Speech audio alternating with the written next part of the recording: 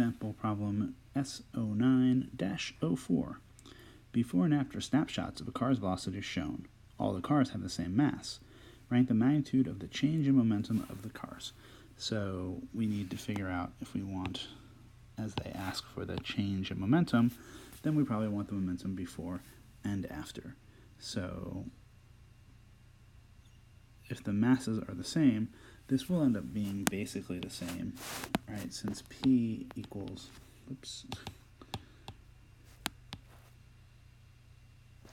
since P equals mv, then delta P is delta of mv, but m is the same, so it becomes P is the same as delta V, is the same ordering as delta V. So we have to look for delta V, and that's what we'll do for each of these boxes. So here we have 0, minus 10, or minus 10. And here we have minus 10, minus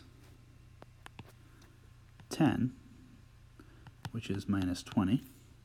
And down here we have 20 minus 20, or 0. And here we have minus 20 minus minus 10, which is minus 10.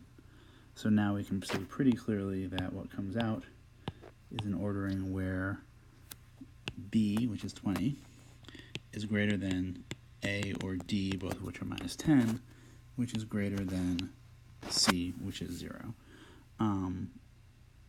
Although I guess, yeah, to be strictly honest, delta V is minus 10, but we really want the magnitude of delta V, which is 10.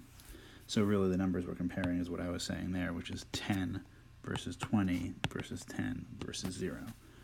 And that's how we get that B has the largest magnitude. Because remember, magnitude doesn't include direction, so we strip the minus sign if there is one.